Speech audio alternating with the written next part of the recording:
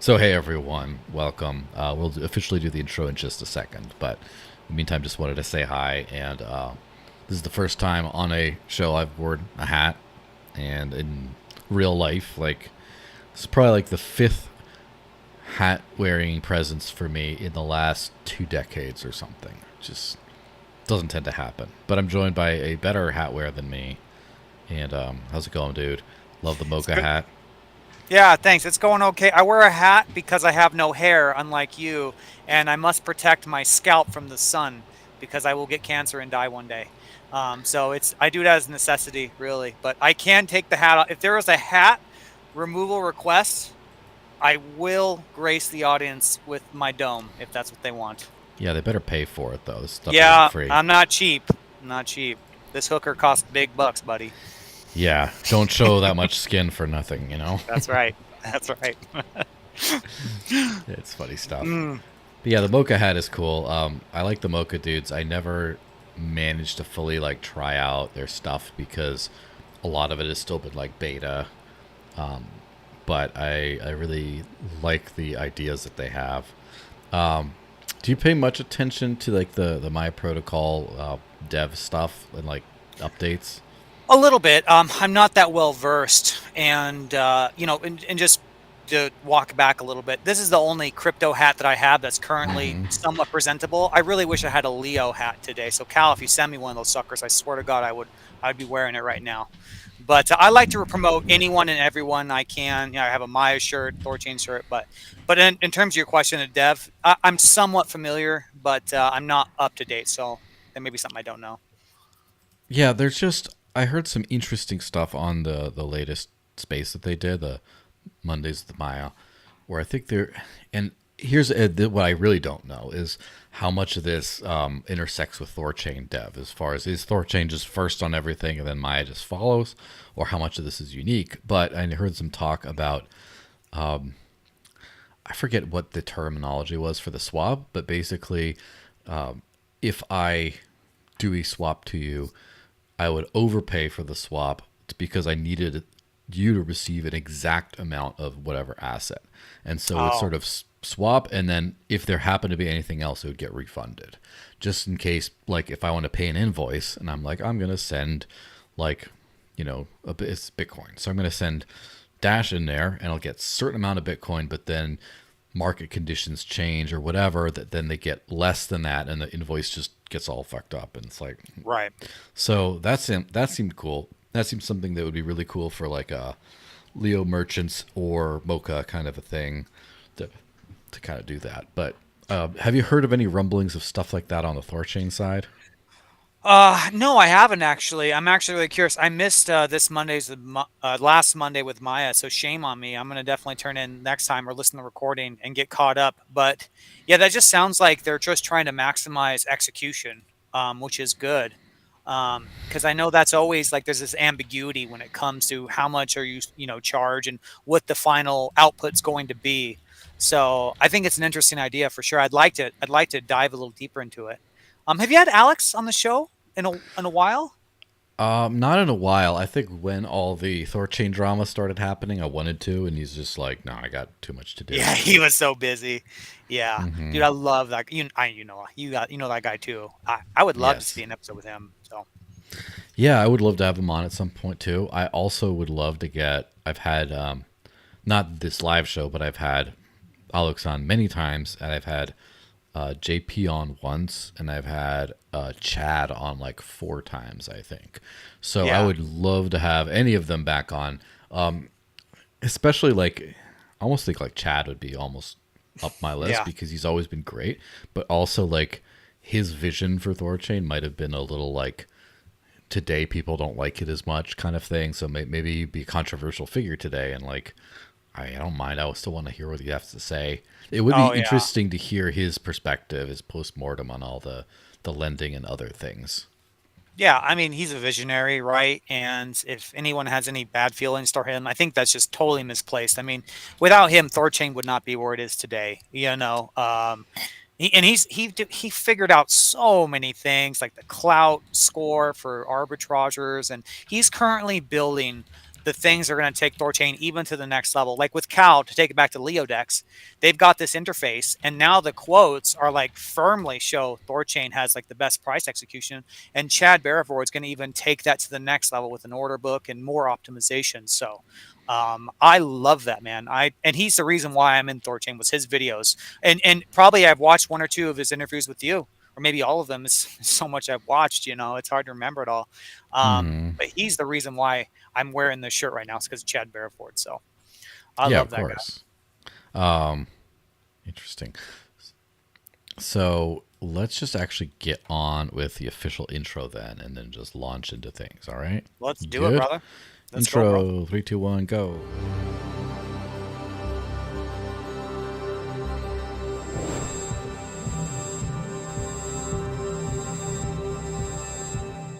So, hey everyone, officially now, welcome to episode 198 of the Digital Cash Rundown, joined by the one and only, the sound of freedom, Patriotsounds. How's it going? It's going, bro. You're almost at 200, man. You got to tell me you're something planned for 200. You got to say. That's a I big number. don't have anything planned, but I did realize when we're getting close that I should have something planned. And so like 200 is 200 weeks. So like what is it, 52 weeks times 4. That's a long time, brother. We're getting close, and obviously it's been a little longer than that because a lot of these times I've missed episodes because of like travel and stuff. Like for basically May, I only did one in the entire month of May because of it. But yes, definitely would do a super episode of sorts. And I guess if you're around, welcome to join, of course. Oh, I'd love to, bro. I mean, you are a steward. I mean, so many amazing things. I would love to like take a list of all the facts of crypto when you first started into where we are right now, and so many positive developments. Like Ross is free, right? Yeah. It's a great time, man. It's such a great time. There's still problems, of course, but I feel really good, and that's really partly responsible for people like you. So good job, dude. I love it. Yeah, and this is one thing that's kind of like I did touch on some space today, I believe, or I don't remember if it was a comment, but there's a lot of like especially like Bitcoin type people who are like nostalgic about the past. They're just like, oh, I remember when we were all doing this and stuff, and I'm like, yeah, well, I'm still doing all that stuff. Like, and it's gotten better than ever. And I do get nostalgic. Like we're talking about privacy, right? Now privacy's Yeah. coming back in a big way, but I remember when my first wallet of any kind was a blockchain.com wallet or blockchain.info as it was called back in the day, and it only had one Bitcoin address, and I just thought, ooh, I'm so private, no one knows who I am. And I remember when they moved to HD wallets and I started getting a new address for every time. And I got mad because I didn't understand it. I'm like, I wanted to use my other address. What the hell is this? And like, that's how far my like understanding has come since then and everything. So just the tech is just so much better. And like on a Zcash thing, I remember when a friend of mine bought the first item, I guess, for a shielded Zcash transaction ever from the Sprout pool. He had his laptop out and using a command line wallet generated a Zcash proof. It took like 10 minutes to generate on his wallet. And he like brought his laptop to the shop that accepted Zcash and like did that. That same proof, right? That was a Sprout, now then Sapling, now Orchard, is like 4 or 5 seconds on a mobile phone. You just click it and there you go. And it's way better privacy than the other one. So like the tech has gone astronomically higher, and I think it's just like awesome. Yeah, I love your comment about, Bitcoin maxis reminiscing of the old days. Like, oh, the old days when we didn't care about institutional adoption or what the banks thought. Now, like, now they're just like salivating, like wanting to complete, the machine to adopt every Bitcoin thing. Not to throw shade, but But I please throw reminisce some shade. of those days too. I reminisce some of those days too. It's funny. Yeah, man, it's gone so far. The technology, I mean, in THORChain specifically, I mean, four years ago, was 2021. I mean, we were in chaos net. That was a complete. I mean, that was the I Wild remember West. I was there. Oh my God, I was an LP, and man, that was just riding, with one hand on a bucking horse. It was wild, but it's okay. We made it. Here we are, and and dude, the last three churns, like butter, like butter. And the last update, oh my Hmm. gosh, like butter. They're killing it, man. Yeah, it's really cool stuff. Yeah. So let's dive into like the actual like THORChain stuff because it's like there's nothing like specific that happened, but yeah, it's still kind of an interesting time. Let me do a quick shill for Coin ATM Radar because they've been nice to me all these years, and this podcast is very much proudly sponsored by Coin ATM Radar. When buying crypto with cash, an ATM is much more reliable and safer than meeting some random person in a random place. And unlike an exchange, which could freeze your account, you truly do own all the crypto you buy. With Coin ATM Radar, you can find crypto ATMs and other services where you can buy or sell cryptos for cash. On the website, search by coin, address, if the ATM supports selling as well as buying, and you can also search by geographical area, such as country, state, and city. And you can check and compare actual current fees at different ATMs. To find out more, go to coinatmradar.com, which is coinatmradar.com. And speaking of like old school stuff, like I don't know how. Do you remember like the days when like the ATMs were like really big as far as crypto? I kind of feel like Yes. now they're like a retro thing almost, but like Yeah. back in the day, it's like that was like number one thing. 100%. Yeah, yeah. And it's funny, man. And like as it goes on, things like as you mentioned earlier, like the exponential increase in technology and how good it is. Like 4 years is, from back then. What's going to be 4+ years now? Like 2030, man. It's going to be wild. Uh, I think things are changing so fast. It's incredible. Yeah, absolutely. I definitely Yeah. agree. And fun fact is, which I drop once in a while, is the Bitcoin ATM was invented an hour from here in New Hampshire. So Oh, there yeah. you go. And Yeah. I have to give my Kaneka Stan friends a little shout out too because Joshua and Zach Harvey of Lamasu invented the Bitcoin ATM in Manchester, New Hampshire, and they took some models to different shows, but they were not publicly displayed. The first publicly deployed Bitcoin ATM was in Vancouver. So just so I don't like piss people, because people got, Yeah. you know, Historical. you know how Yeah. Canadians don't like when the Yanks take their credit and lump them together, and Yes. so yeah, 100%. they've been a little insecure about that. So I have to give them their props. Shout out to Vancouver. Well So done, Vancouver. this THORChain stuff. So I'm just gonna throw up this X post or tweet, whatever, on THORChain. It says LeoDex gives 100% of affiliate revenue to Leo holders, which is rare. Blah blah blah. And it starts talking about the whole Leo interface. So for those who don't remember, there's been a lot of consternation over the last while because THORChain initially is one of those coins, protocols, whatever you want to call it, that did not ship with its own interface or wallet or anything by the main team. It was just like, we're doing protocol only as long as someone else does something, as long as there is an interface somewhere, we don't care. In fact, we intentionally don't want to run it. Whereas Uniswap runs their own interface, as far as I know. Tornado Cash did the same thing, and Roman Storm is awaiting the jury verdict on Monday right now for his trial. So fingers crossed that everything goes well with him. I mean, the Samurai Wallet Absolutely. folks just pled guilty to something they weren't guilty of, in my opinion, which is unfortunate. Yeah. But like, fingers crossed on that. But like, it makes sense from like a survival standpoint to not have just like, oh, we'll work on our thing, we'll do other things. And then I think THORChain really grew because of the genius move of like the affiliate fee model, where you can Right. just like let people strap in an extra fee and they actually get paid to do this, to do your integration work for you. As someone who does biz dev, I know how annoying it is to just chase up everyone saying, can you please integrate our shit? And Right. so it's great. But then the interface, there became all this talk about THORChain needs its own interface. So before I ramble anymore, do you want to give some thoughts on that subject of like THORChain having its own interface dedicated to just THORChain? Yeah, and I think it's a noble thing to try and have THORChain where it's just infrastructure in the back end, and then there's just no face. It's just this invisible infrastructure that people source liquidity from. Back in 2021, THORChain was the genesis of like these native one swaps, right? Incredible accomplishments. Technology was still very young. Arguably, our technology is still growing to this day. But, like you said, the incredible advancement of like affiliate fees and these API aggregators like SwapKit. Now we have like Dorito Kit, and it's great. The hard thing is, and this isn't no way a dig at SwapKit or anyone. I think all those teams are wonderful. Oleg, Mogarky, those guys are all brilliant. GMAT, all of them. I love them all. It's really hard to get quotes that are 100% accurate because the person who's setting the quotes has their own framework for how they're doing that, right?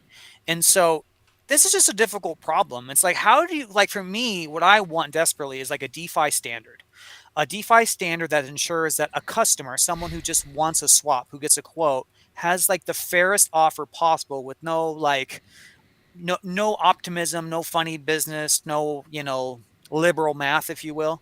Um, Right. And so, but that's really hard. Like SwapKit, like those guys have been up for us. Like, listen, guys, help us with this. If you have the algorithm, like we try to just make it best as it can. So, we're in this phase where it's like we're in the teenager stage of THORChain where, we were a baby in 2021, just like tripping over things and setting ourselves on fire and playing with candles and running with scissors and stuff. Now we're a teenager. We're starting to get a little we're mature now, starting to figure things out. I think, the interface is just really good because, at the end of the day, bond providers, LPs, node operators, they are extremely important. And interfaces now, they can source liquidity from all these different providers, right? You guys know all the names. And that's fine. I don't mind that at all. But THORChain has to make sure that it has a means to have reliable income, because a lot of the participants, a lot of the rune holders, they need some fees too. And so fees have been going down a little bit, and I think some of it has to do with market conditions, and then sometimes it's just competition, right? I mean, there are some things, but you are seeing with Leo going zero affiliate, just going free interface. The quotes are amazing. The prices that are being offered are truly incredible. And I really appreciate Cal and the team. I love these devs. I think they're just a bunch of winners and they're hungry. And I really applaud their efforts. And I applaud THORSwap as well, paper. And I know others are in talks of doing this, of making a THORChain only interface. I appreciate that. I think that's great. But I think it just makes sense for THORChain, just like everyone else, literally everyone else, to have their own interface that they can promote. Because that's a hard thing for me. I don't want to go rambling too much. I'm going to make it short Oh, here. go for it. Don't keep going But because um, I'm a notorious rambler. my problem as an educator is, how do I bring people into THORChain? That is something I have struggled with for so long because I am an official educator of THORChain, and people like Cal, Oleg, PaperX, Thor Wallets, Shapeshift, Edge Wallet, whoever, all these wonderful teams, they all compete very hard. I do my absolute best not to show preferential treatment to any of them because I want to respect them. Control Wallet, the list goes on and on. I would just love it if we had an interface where I could just, it's THORChain specific, and I could do what everyone else can do that has a business and say, go there for swaps, right? Because it's been 5 years, right? It's been 4 or 5 years. A lot of these interfaces have been around for a long time. Leo hasn't been around that long as far as I know. Sorry if that's wrong. But they've got a good, solid community. They have revenue. They have ability to advertise for themselves, to bring in new clientele. I've been deeply entrenched myself in the XRP community to get them on board. They've been so excited and so appreciative, and I'm just trying to get more blood in this ecosystem. I was on a show, Dip a Toe show, the other day, a few weeks ago. At one point, we had 1,300 people watching live. Damn, 1,300, and I it's thought, not and I was bad. thinking to myself, back in my mind, man, how dumb is it that I just can't? I have to give them a list of a list, right? And I don't have a means to just say go there for swaps, just to try it, just to get their feet wet. Because I know all these other interfaces like, THORSwap and all these other guys, Leo, they all have really cool things they offer that won't be offered on there. So I just want to make more people who are used to THORChain. And I think all the interfaces will benefit in the medium to long term for sure. But yeah, I know that's a lot. There's a lot to unpack there. But yeah. Yeah. Before I go about like agreeing with you and giving my own way of agreeing with you, the one thing that I think is the weak point of the THORChain only interface is chain support, where THORChain has a few chains, but like few chains I'm super interested in. Like as far as what the Maya protocol, despite being much smaller, has more like Zcash and Dash are like the big ones that don't really, they kind of need the DEX support, and they're there. And so for me, I would rarely use a THORChain only interface for Can that. can I So so I'm just saying that's the only like criticism ish side of that whole thing. Everything else is positive, as I'll go into. But yeah, go ahead. Well, Kenton, because I think Kenton, he's like the thought leader on this, and maybe some others too. They want to have DEX aggregation too, so that this interface would have the capability to source Maya protocol and a lot of other DEXs as well. For the assets like Zcash, which by the way, Maya protocol, I just feel deep inside of me they're going to win so big with that integration. I love Alex and the team over there. Thank you so much for doing non KYC, permissionless access to privacy. God, I love those Mexicans. I cannot describe my Mexican love for those boys. Yeah, Holy moly. absolutely. Absolutely. And Mexicans like, are dope. and I mean, obviously, as a dual passport holder myself, obviously, I'll take credit for that on that part. You should. Wait for you to start saying nice things about gringos too, and then I'll be like, well, guess what? Take this hat We'll off. slow your roll. Yeah, take this hat off, and there we go. But yeah, it's kind of this is like a big this is like a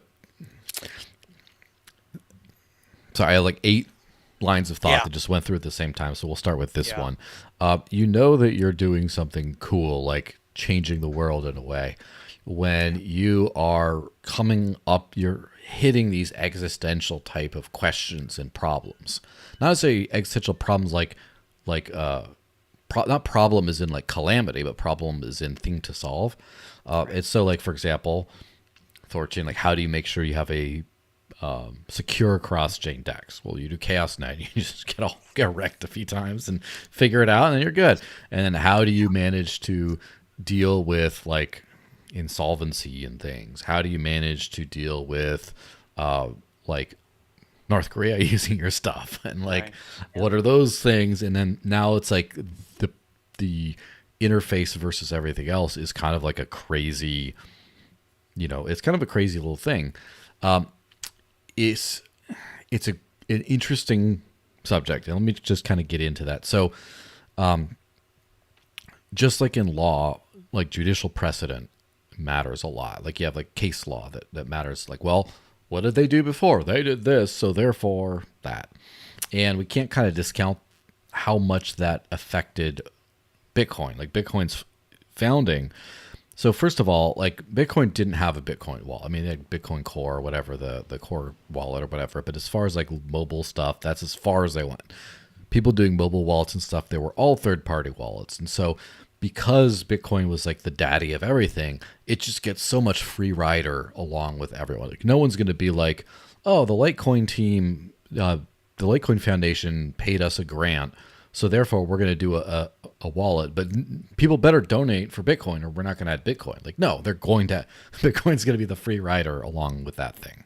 And so it's an interesting thing I actually looked into a little bit when I saw the genius of the affiliate model on THORChain.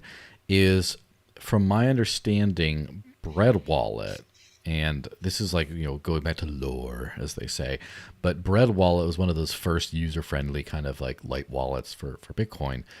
The first at one point, they introduced a per transaction fee, a very small fee, but still a fee, and the community flipped out, and they immediately forked it, and like, we're gonna fork it with like very much like the kind of Monero cypherpunk kind of vibe was like there, and so they're okay, never mind, and then they just did that. That precedent set it that no reputable wallet could charge a transaction fee, and so that, in my opinion, not only kind of set the stage for everything, but I think that had something to do.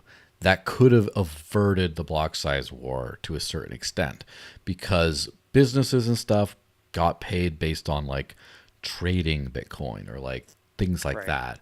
But actual transaction throughput on the network, if you're taking a penny or a half a cent per transaction, then a lot of these wallets and things would have been like, hey, let's just keep the block size big so we can actually transact. And then instead of Blockstream coming in there being financed to like create all these layer 2 things so they could actually charge on Bitcoin's transaction volume as like an affiliate revenue, they might have just built a wallet and then just not restricted the block size. So that's, again, some hijacking Bitcoin, of course, up in the corner. There's some tinfoil hat stuff. I don't necessarily 100% believe what I just said, but I think it's a great thought experiment. Right. Now, THORChain, on the other hand, in my opinion, did it the right way in that why would you care about swap volume going up? It's because you have affiliate fees. And now you have an army of businesses just scrambling to like integrate, to build stuff, to just fantastic thing. However, it's kind of, that might be a bit of an overcorrection to do only that. And now we're going back to like, you kind of need both. Right. So before the next stage of the rambles, any thoughts on that? No, I think that's interesting, and I'm late. You are much of an OG.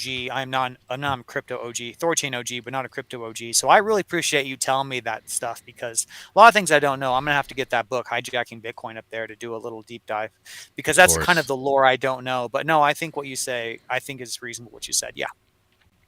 Yeah, it's so the funny thing about all that is Zcash, and this I remember the Zcash bottom, by the way, because I did some work for Zcash in 2023. I did the Zcash podcast, a monthly for a whole year podcast series, and did some other videos and other work. And I went to ZCon in Barcelona and hung out with all that stuff. They were going through some bad times at that time that were basically transactions. All the mobile wallets were bricked because of this sandblasting spam attack that wasn't being taken seriously. So like you literally, I'd have to leave my phone open for a whole week to sync up to the latest block because of some issues. This wasn't super publicized, but it happened. And then like whatever the SDK that everyone was using for these wallets, just like Edge wasn't working, like nothing was working. And one of those big things was this conversation about we need our own wallet, because Zcash did not have their own wallet. And something that a lot of people don't even know is, in the Zcash community kind of does, but the first major wallet, think of it as the Thor swap of Zcash, right? Was called Zec Wallet Lite in particular. And couple things. First of all, everyone used that wallet, and then the dev just left at one point. He just didn't want to, like, it wasn't like a rug pull, but he just like stopped developing and all right, I'm going to do other things, and has been super unresponsive and uncooperative since then. So that sucks. You have to worry about other wallets, but the way they created their specific derivation paths and other like super technical stuff that even most Zcash people who are devs don't understand fully, made it so a lot of those early users could not get their money off of those wallets, where they'd import their recovery phrase into any other Zcash wallet and they just wouldn't see their money. And I spent probably like 30 hours or more just trying to recover locked Zec from some of these wallets. And finally people built some specialized tools. So if you want to know anything about consensus branches and derivation paths and gap limits and all that stuff, for a non-dev, I know more than most people because of this. So all this to say, they finally fixed their problem and launched Zashi, which is like, this is the Zcash flagship experience. If you want to say use Zcash, here's Zashi. Use Zashi. And so Zashi has like a Coinbase integration if you want to buy. It has a lot of privacy features, such as encrypting the API calls to CoinGecko or whatever to get the fiat prices, or sending it over Tor or something like that. Like, just every little thing is thought of. It's got a very simple, elegant user experience. It's integrated with Flexa for spending and major retailers. It's like they got it all really good. And so now other wallets support Zcash, but we have this flagship product that just shows everything. And yeah, go ahead on that. Well, does Zashi? I'm not familiar with the wallet at all. Are they integrated with my protocol via SwapKit or something? Can they swap into the native? They are Zcash starting now? to. In fact, I mean, listen, someone will yell at me if I say too much, but I don't know. That's fine. Don't. I don't work. This is all speculation. But as far as I know, they are building in a QR code swap version into Zashi, so you could scan.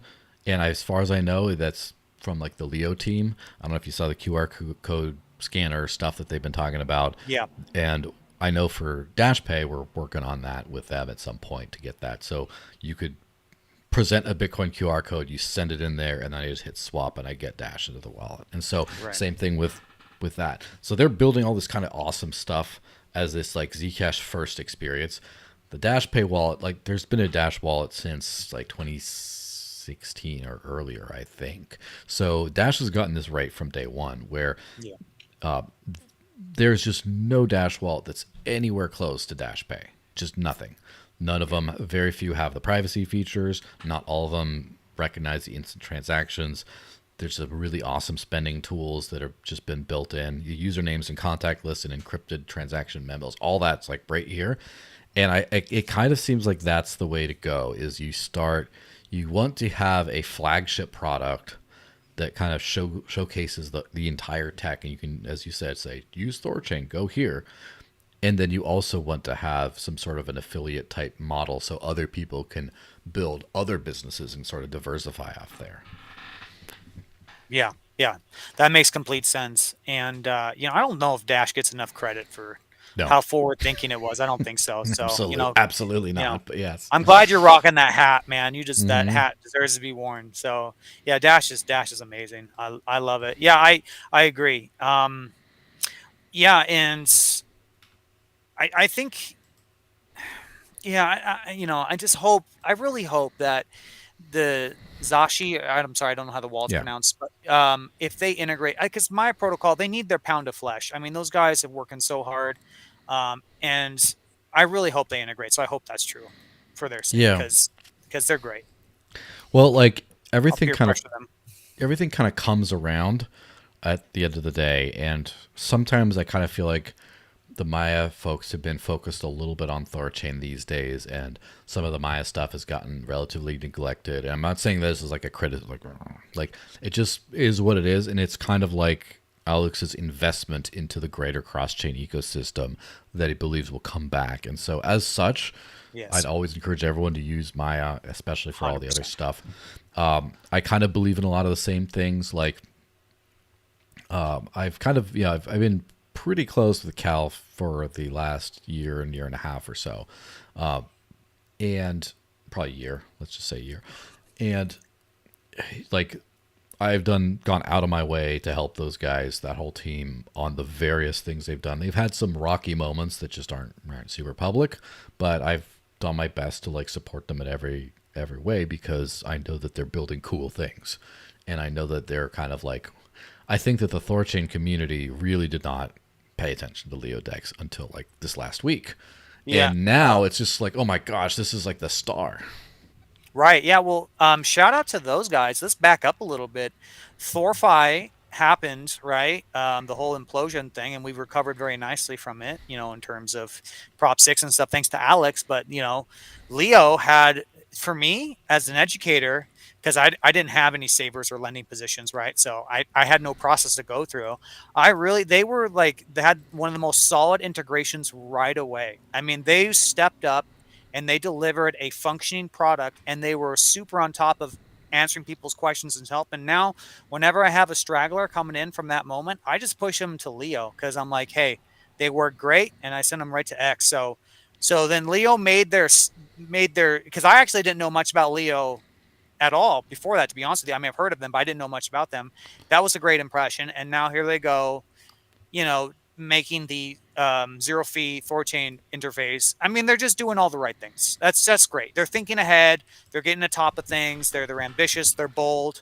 They take risks, but it's from the ethos that just is excellent. It's exactly what THORChain, and now they're having incredible swap volume, and I'm so happy for them. I love it. I mean, and all the interfaces on THORChain to some degree have always had their moment in the sun where they've just done amazing things, and now it's Leo's turn, and boy are they shiny right now. They are fantastic. Excellent. Yes. And I can't wait. Like, and I have to say, I do open up the Xscanner interfaces tab every morning, like with my coffee, and Yeah. for mostly the one reason to see where Leo is on that list that day, because I'm just like, Yeah. all right. And also, look, I want to see like how much they're making as far as like affiliate revenue, because Right. I want to see the business do well too. And like they've been really working very hard to do some kind of incredible things. And it is kind of an interesting dynamic here, right? Where like the economics of everything get complicated. On the one hand, there's an interesting dynamic between free market, like free market capitalism, and rent seeking. And there's sometimes it's like a razor thin line between those two, Sure. depending on the conditions. And I kind of feel like that, like the engine that really thrust Thorchain to the top of like the cross chain world, uh, or really made them invent it, right? And but really got them widely adopted, was this sort of capitalist thing where now everyone is scrambling to do these kinds of things. And you definitely see the entrepreneur mindset in the Leo team of like, we're going to be the first to do the TCY redemptions. We're going to do like jump right on that thing. Oh no. And then we're going to do QR code swaps because this is a big pain point for everyone. And we're going to be there first, work really hard, because at some point, if we're first, we're going to have competitive advantage over the rest of the field and make money. And then the THORChain-Only ecosystem, or THORChain-Only interface, makes where that makes financial sense for them is a little less clear, I guess. It can, I but think I could tell you on that. yeah, go for it. I think because it increases their user base, right? I mean, because they're Hmm. developing all kinds, like you said, they're developing all kinds of cool primitives. I recently learned about a point of sale thing that they want to do as well. They're building all kinds of things. So the thing that's really important. Let me talk about a different community, XRP community. Okay. I did not know anything about XRP, and then I went and I actually got to meet the people like you and myself. Like they're community members, they're really passionate, they want to change the world. They believe in things like no KYC, permissionless access, just like we do. Very surprising for me to find out. But the one thing that they do right is they community build so well. They have people doing spaces all the time. They've got different groups, different projects. I mean, up until before the Thorchain integration, they had no access of XRP anywhere outside of a centralized exchange, right? And they still managed to get number 3 market cap. So community is extremely powerful. And I think Leodex is, and to Cal's point, he believes, in karma and doing, leading by example and doing the right thing. And that comes back to, and I agree with that 100%. But another thing too, is that he's capturing the hearts of people. Hmm. And he's doing it. It's not hollow. It's not vacuous. It's not like fake. It's real. Like he's giving exactly what the people wanted, and it's like it's a form of self-sacrifice for the greater good. It's great. I mean, I applaud it, and he has a longer-term vision, and you know them and their team. I'm not going to intuit what their plans are, but I think it's a genius move on their part, and it's going to pay dividends for them. All right. I mean, people are going to see that Leo Dex icon, and they're just going to feel warm inside. I feel warm inside, right? Because I think, Yeah, that's where I send my these are our TCY boys. people. you Those are know. my boys right there. Those are my problem solvers right there. You know what I mean? And I haven't met Cal yet. Got to meet, by the way, Hmm. bro. That's got to happen. So Yeah, yeah, definitely. Well, I'll make sure to meet at something at some point. But the one thing that's where like the entrepreneur spirit comes out is let's do something awesome, and right. it's we don't dollar and cent it, nickel and dime it today necessarily. Like you're building something free for users to come in, and the profit isn't there immediately maybe, but then there is like the long-term vision of you're building the best brand in the entire space here. Like you want everyone to think Thorchain equals Leo, therefore cross chain equals there. And then you're like, oh, I want to swap a different thing, maybe something on Maya, and then you click into the for-profit part of things, and then Right. it works as a feeder there. And a lot of other interfaces probably weren't going to do that because they're just making money and they're happy as they are. But then the free Right. market jumps in there.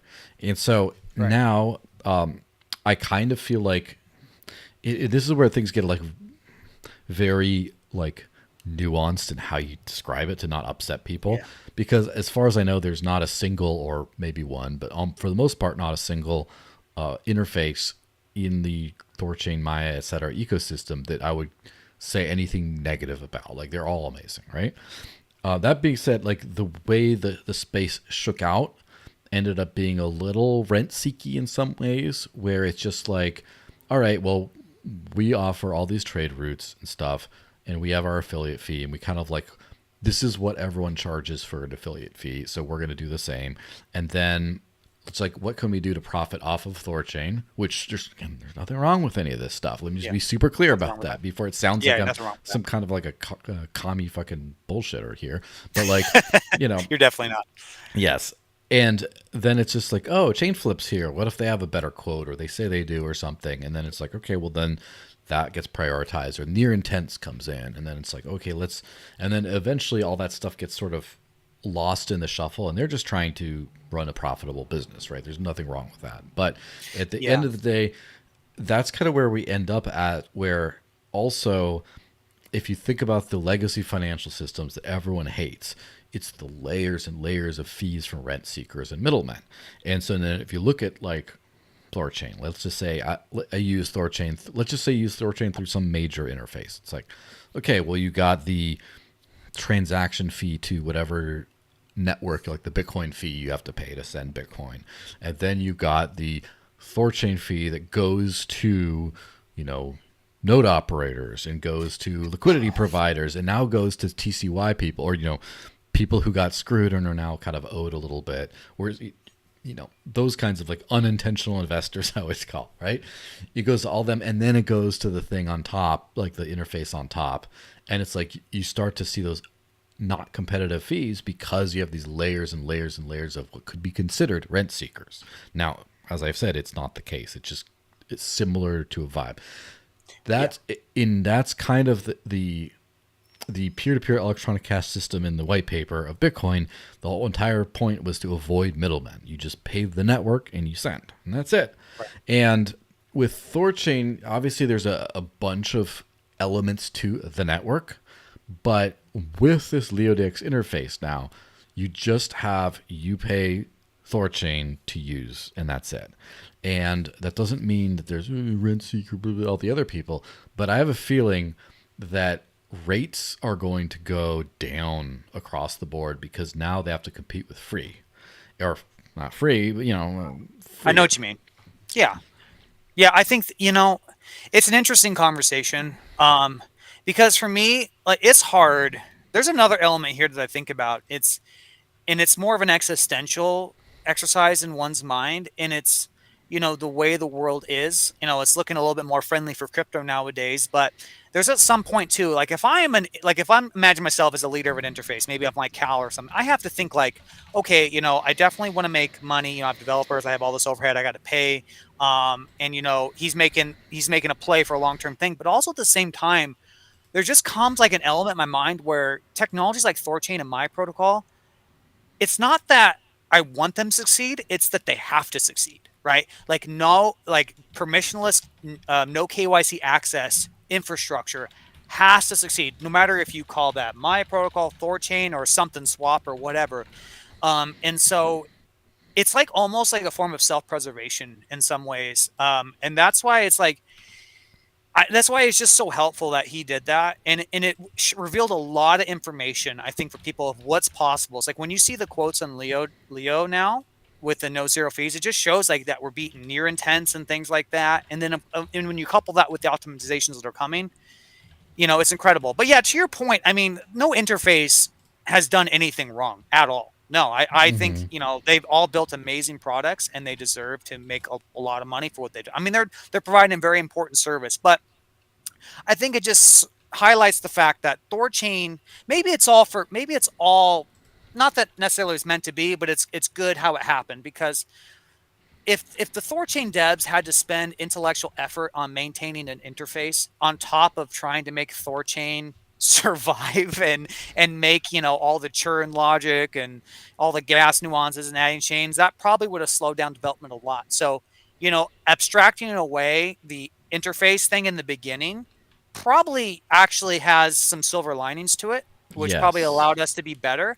But now that we have the thing figured out, generally speaking, I mean, there's always going to be little quirks here and there.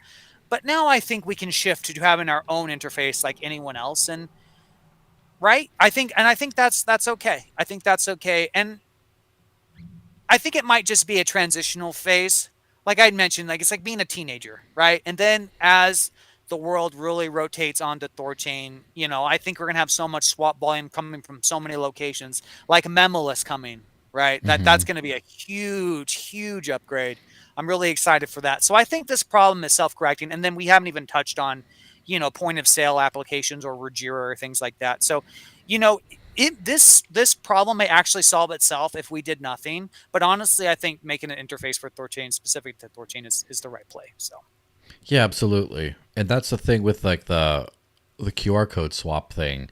Like yeah, memoless will just be protocol level at some point, which is what we're talking about. But before it's protocol level, again, you have entrepreneurs competing to figure it out. And the QR code swap, like the difference of memoless, which is zip, and this hack, which is zip push, is like it's if we never got memoless, I think we'd be okay. I think you yeah, can. This is making THORChain and Maya Protocol, of course. First, actually just Maya Protocol for now. I don't think there's any THORChain routes that are supported yet on Leodex QR code stuff yet. But again, let them cook. They're working so hard. But the point is like that's what's necessary to keep THORChain in the game. You know, because THORChain blazed the trail, took all the arrows in the back, made all the mistakes, like all of them. Like yeah. not all of them, maybe like 98% of them. A Like lot of made mistakes. a lot of It these was mistakes. hard. It was really hard to figure out. You know what I mean? We're the first. We hacked. We had our machete, and we went through the disease, bug infested, snake infested jungle. And yeah, we made every mistake. To your point. Go ahead. Sorry, I didn't mean to interrupt you. Yeah, and like I have a feeling like I think I might have mentioned kind of this thing before, but like based on like all the varying people in THORChain world, there was there were some what I would call like mistakes, like attitude mistakes, where there was a while when like THORChain was like, oh, like whoever was running the account at least was like, oh, we'll add all these chains, and then was like made kind of semi promises to add them, then like sort of rugged them later, and like it caused some bad feelings, and then of course they went Yeah. to Maya. There's like like that kind of elitism thing, and then now it's just like, oh, we need to add stuff like XRP. We need to start adding these big things. Learn from that mistake, Yeah. and there's I kind of feel like the brutality of the free market is you create something, you don't stay on top for long. And THORChain's, like, I feel like there was a lot of people, some of whom we've talked about in private, right, who were just waiting for THORChain's downfall of that to, like, you know, take over, just devour their corpse and take their place kind of thing. There was a Yeah. lot of that attitude for a certain amount of time. And, like, once you've blazed the cross-chain trail, now it's like, oh, we'll do what THORChain did, but cheaper and without having to connect a wall. Like the memo slaps it. We'll do all these things, and eventually THORChain can't compete. So that's what this unified interface is a first part of, is first off showcasing how much cheaper it is than people thought without all the Yeah. stuff tacked on. But then you start to get like the QR code swaps, then you start to get like all these other kinds of things, and then now where you're like, okay, we're still in the game, we're still the best, and we don't make these decentralization trade-offs that maybe some competitors might do, which the big caveat I should say is I'm not thinking of anyone in particular because I have not researched Chainflip, Hyperliquid, Near, all those enough to know what trade-offs they're making, if any. So just that disclaimer. But anyway, yeah. Yeah. And to your point, like, yeah, developing THORChain has been just the most incredible journey. This is the most incredible thing I've ever witnessed in my entire life. I mean, the emotional highs, the emotional lows. I mean, it's a story on the human condition, right? I mean, back in ChaosNet, we designed ChaosNet fully expecting to be exploited, and then it got exploited, but it got exploited more than it needed to, I think. And that's just like you can make a statement that's hubris on our part. I mean, these are human mistakes. Like, it doesn't matter at the end of the day what people think about me, whether you love me or hate me or Chad Bearfor or JP. And I don't want to make myself sound equal to these men. I certainly am not. But you have to remember that everyone is just a human at the end of the day. And we're just doing our best, right? That we know And of. yeah, Alux, on the other hand. I have not met JP. He could be a lizard. I don't know, but I Oh, have met Chad. I have met JP. I don't know if you saw the podcast I did with him at last year's Bitcoin conference, but Okay, in yeah. person. He's a real human being, but like Yes, he is. Jane's you met know, him, and I know. Yeah, I have to met. yeah, I haven't met Kenton. Kenton could be a lizard. I don't know if yeah. anyone's met Kenton yet. He could be Buddy the Elf. I mean, as I mentioned for Yeah, he's this image. Yeah, it's like Kenton's the lizard man. is the number of people I've actually met in person, and I do know that what's her name, like Tay. Remember Tay? I know Tay is a Yeah, real. I know Tay's a real person because you know, almost ended up running into her at a thing, but that's another story. But yeah, there's so much like the space is so awesome and so cool, and all the cross chain stuff is working so well, and we're coming up on some really interesting times, and I'm just grateful to be part of all this and these learning things about. I guess the summary of the whole thing is free market entrepreneurship, not rent seeking, and yeah, make sure that we know back to like the whole Bitcoin and Ethereum thing. And I've been very public about these kinds of opinions. I think that Bitcoin and Ethereum were both hijacked by parasitical layer 2 companies that then are rent seeking. They want to make money, but in a restrictive kind of way. And now I think Ethereum is pivoting to a little bit more L1 first, but even then I don't think it's enough. Bitcoin, forget it, that's gone forever. But the fact that you can pivot back, like the THORChain model of like you can just use the chain raw, or you can use this other stuff. yeah, That keeps the rent seekers honest, right? Because a crony capitalist, fascist, whatever you want to call it, system has the energy of the free market that can go towards destructive purposes. And like the US healthcare system is one of these things. And like I don't want to go down that rabbit hole right now. But oh like yeah, in order for the free market to be in check, it needs to be the free market. It needs to be free. You need to have a savage like Cal able to just come in and say, guess what? No yeah. fees. Compete with that. And then now Yeah, people are like, oh, let's go, bitch. You know, put your hands up like this, like let's dance. I love that. yeah. I love ruthless meritocracy. I just love blood in the streets and just people going after it. It results in a better and freer world. It does. I mean, it can Hmm. get a little cutthroat, but hey, it's just raw meritocracy. And that's why THORChain is still around. And to the people that want THORChain to die, it's not. Sorry to tell you. And but you know, we've taken our knocks as well as anybody else, right? It's just you got to learn. And yeah, man, yeah. It's funny you mentioned about Bitcoin and Ethereum. That's like one of the things I've noticed on the XRP. So okay, THORChain integrating XRP. That was like the biggest like reveal to them ever. There's all these builders who are there's a really guy. I don't want to say his name on thing, but I'll tell him after the show. He's Hmm. totally like permissionless, no privacy, all that stuff. I mean, he could be a carbon copy of you, maybe slightly more intense. And Probably he not as is chubby. so I don't know, maybe. But he's no, you're definitely more handsome. I can tell by the voice. But anyway, um, he's blown away by the integration of THORChain. He it happened. We told him about it. He's all right. Let me do it. He's got his own thing, and he did made 500 and 600 lines of code, and it works. Boom, and he's just like, oh my god, this is incredible. This is what we have been promised the Hmm. entire time by other higher people in the space, right? And now there's this tension that we've created a little bit over there between people who are saying, wait a minute, we got this going on right now. We built this, like they did it. Like, why don't we just focus on this? Because there's a lot of talk about, using wormhole and using Ethereum and making smart contracts and some, daisy chain of code or something like that. And they're like, wait, guys, hang on a second. Woo, look over here. Look what they did. They didn't even tell us they were doing this. They just showed up, with this golden egg, and we've Yes. got it now. And Which by the that reminds way, me of what Cal does. He just yes. Which by the way, that like it is telling that the biggest TikToker in the world is a dude who doesn't say anything and just does this. Because it's right, just like all the bullshit of people are doing and just like just do that. And so right. people who manage to do that experience, inherit the world, I guess. And that's the real thing is like the Bitcoin was kind of insulated against free market competition because of its dominant position. And these L2s, like, You've used Lightning before, right? I don't know if you've played around with No, I've Lightning. Okay, not. good. Well, I listened. No, no, dude, I didn't use it because you said how terrible it was. I'm sorry. I was gonna experiment. Like, nope, I'm done. But that's the Joel thing. said that.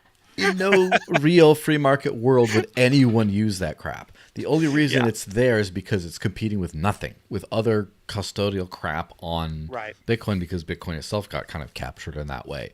And the competitive effects for other chains with Bitcoin are just so hard to come by.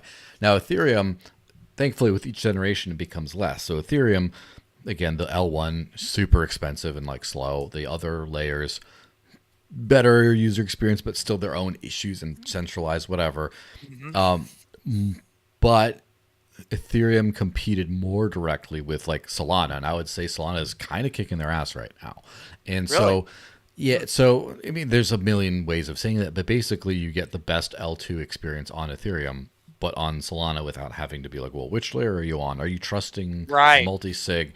And as far as I know, Solana is generating more fee revenue, right? More actual revenue than Ethereum by by a large Wow. margin. From what I know, I have to check the stats. I don't. I have to. You have to kind of piece together a lot of the L2s and combine them together. But Solana's like kicking their ass is the point, and the fact that Ethereum, it is competitive like that. Now, like THORChain, for example, is competing with a bunch of cross-chain ones, and it does not have the same entrenchment that Ethereum did, and definitely not of Bitcoin. So each generation, I am more bullish about like the first to market player, it, because their ability to be hegemonic is just not there. Like Thorchain can just disappear tomorrow, and the cross chain space keeps chugging along. Right. Unfortunately, I think it would be a massive loss if that happened. But that kind of keeps Thorchain honest and innovating. Right. Yeah, absolutely. I agree. Yeah, and that's the thing, because I was partial to the argument years ago that transactions per second might have been, you could almost think of it as like a vanity thing, but I actually am coming around pretty decisively in my mind that transactions per second on the layer one is actually very, very important.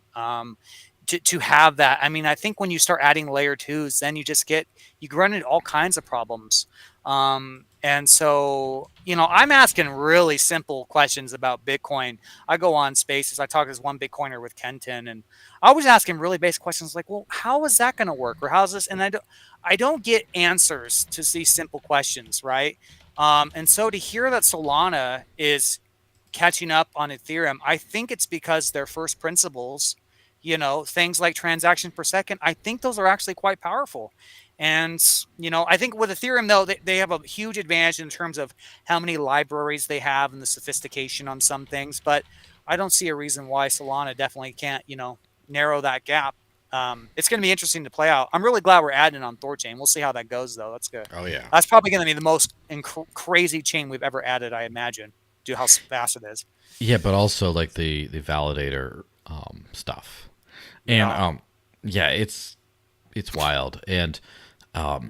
the thing is, I kind of feel like it is a weird situation where we're in with crypto. It's still so speculative, where as long as you can sound semi-smart on a space describing why your technology sucks, it can suck. And I'm Yeah. like, that's not gonna last. And like, I can't believe in 2025, coming up on 2026, Bitcoin still has a base 1 megabyte block size. Like, that's that's like, and it just like the idea of like, I send you some money. How much is it going to cost? 15, 20 cents, maybe $15. I don't know. When is it going to go Yeah. through? Well, you got to wait at least 10, 20, 30 minutes, but maybe a couple weeks. And it's just like, and how many people can use this? Well, only like 200,000 to 400,000 people a day. It's like, No. what? Like, Yeah. me, like That's a that. problem. It doesn't work. It does not No. work that way. Right. And if you have a layer two scaling solution, how does it stay congruent with the layer one? Like if you had a layer two scaling solution and you on ramped all this Bitcoin somehow and you got all these people using it and then there's a problem or for whatever reason people wanted a mass redemption of real layer one Bitcoin. There you go. You've got a bottleneck problem right there. I mean, I just don't see it. I don't see how this works out at all. I don't own any Bitcoin, by the way. I don't own any. I own Dash. I own other ones, you know. If it doesn't make sense to me, I just, even though like in my mind I can think, well, it's probably medium term, it's going to keep going really, really high. That's not enough for a justification for my brain. Like it just causes me anxiety and my heart just like if I own something or believe in something, but I can't justify it, it just, I've got those things you mentioned right there. To me, it's just like, it's a non-starter, you know? Yeah. So they just need to, it just needs to have some serious change, but I don't keep up at all with Bitcoin or Bitcoin Core or any of that stuff. So I don't know, man. Yeah. You probably know It, more about, you know way more of that than I do. I have to say there's not much going on. Like, there's a bunch of upgrades that have Right. been sort of proposed. There's a security budget problem, and I kind of feel like a year or so ago there was this sense of like capitulation with the Bitcoin community where it's kind of like they lost hope of doing anything cool and are now just hanging around watching their money go up, which, you know, it's got to be fun, right? There's nothing wrong with getting a lot of money, but like Yeah. there's and a bunch of people went to other projects like Monero, for example. Right. Some have gotten to Zcash. Usually the cypherpunk kind of people go to the privacy specific things, but it seems like Bitcoin is in this weird situation where everything price wise and reputation wise on the public sphere is going really well, and you know it's just super obvious, right? Bitcoin's doing great, but You know what's, the sorry, go inside ahead. there's an inside community sort of like rot and disillusionment kind of like under the surface that is kind of hidden because you feel it's not really expressed super publicly, but you feel it. Everyone, there's no one who's like not nostalgic about the old days, and it kind of feels like the proverbial like CEO who is getting on top of like the Forbes whatever, who's like his company's taking off like a rocket ship while he's in the last 6 months of his marriage. You know, it's his family's going to fall apart in 6 months or so, and everyone in the family knows it kind of. So it's like everything's going fantastic, but there's like inside rot kind of. I kind of feel the same way, and it's not just me being like, oh, of course, you stupid shit coiner with your Roger Ver scammer book in the background. Of course, sure, I might have some biases. I just honestly believe that. But also, I can admit that Bitcoin is also doing well. I'm not saying, well, for now it's going to dump. It's like, well, it might never really dump a lot. It probably will a little bit, but it might always be like everyone, all these people I hate who made a bunch of money off of Bitcoin might keep their money. In fact, I think they probably will. And I actually am happy for them, even though some of their Yeah. choices annoy me. But yeah.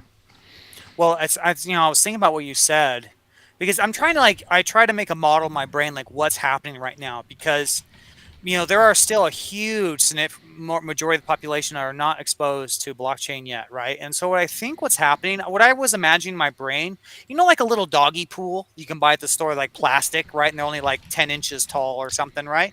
I'm imagining like this little tiny doggy pool, right? Hmm. And then there's like a 5 gallon bucket, right? Sorry for my Europe friends who use liters, but whatever. In the middle, right? And the bucket is taller, right? And Hmm. so from you're getting on ramp of people from normie land into Bitcoin first, right? And so if you can imagine, there's water going into that bucket, but then there's a hole, these little holes in it poked everywhere. And to your point about people leaving Bitcoin feeling disenfranchised and going to Monero and maybe Zcash and maybe THORChain, maybe Dash or wherever they go, right? That's what's happening. Like it's maintaining, it's still the top dog, it's still the highest, but it's draining out old members into a bigger container, like a you know like the doggy pool, and it's surviving on new entrants. That's what I think is happening. I don't have any data to back that up, but that's just kind of how my brain, because it's like, yeah, I mean, you're talking about these simple problems, but you're having so much capital come into crypto, right? And usually their first stop, I think, generally speaking, is Bitcoin or maybe stable coins. But Yeah. um, yeah, And so that's being kind of like grandfathered in is like the thing that people buy because it's safe. It's fine. Let them do that. right, Uh, there is something real to be said for like quality of contributions and contributors and quality of energy and things. There are these right, these intangibles, but like So, for example, let's just give a random example of like Litecoin, which I've got a lot more respect for Litecoin over the last few years, so I'm not going to say anything negative. Litecoin's Hmm. probably doing around 10 times the volume, or maybe a little bit more than what Dash is doing right now. Clearly, much more used. That being said, myself included, but not just me. I know more people that live entirely off of Dash. They're like heavy into the Yeah. usage than I do Litecoin. I don't know anyone who's doing that with Litecoin, but I know a lot of people who use a lot of Litecoin for payments here and there. So there's like a weight of things, and there's a lot of cool things happening in Litecoin right now. So I'm not going to pretend like I'm saying anything negative about them. But like if you talk about like the average, like every Bitcoin, like how many people have like 5% of their wealth in Bitcoin kind of thing? A lot of people. A lot of people have that or a little less or a little more. Just the energy behind it. You can't it's just like the core of like how many people are really passionate and hardcore power users. And if that's all you can get, that might be a problem because you do need to grow, but there's something valuable about that core, about who are your ride or dies, how energetic are they, how much brain power is in your project, how much innovation, how much passion, how many creators and influencers and stuff, and like how are you able to do that. And I kind of feel like that's one of the big things that like Monero's really done a good job in the last couple years, I think, of getting like a lot of people who are like passionate hardcores are willing to like talk about it and put stickers up everywhere and just like, oh, I'm gonna go start selling jerky and only take Monero on this thing and peer-to-peer economy and like just doing like hardcore things which drives you forward. And Right. so and I kind of feel like that's Litecoin's starting to get a resurgence, but Litecoin historically was the less passionate thing, and then you kind of see where market caps end up relative to all that. And so yeah, there's people care about THORChain a lot, Yeah. and people care less about Maya just because I feel like the caring of THORChain and Maya is sort of shared almost, and Yeah. most of the attention's on THORChain for now. But do people care as much about chain flip? Do people care as much about near intent? Do people care as much about just insert hyperliquid? I don't know, but I think no. I think THORChain's got more like passion. The THORChain and Maya ecosystems got more passion to it and more like relentless thought towards innovating and the people that care. Like maybe that's just from my biased perspective because I have nothing against any of these other things. I just don't. I'm just not in the community really. There's What a do you think? higher, yeah, no, I agree. There's a higher purpose here, right? I mean, like, okay, actions speak louder than words. It would have been very easy to just, pause Ethereum swaps during the buyback exploit, right? Bybit exploit, sorry. That would have been much easier. I mean, that was out soon after we had the THORFi thing.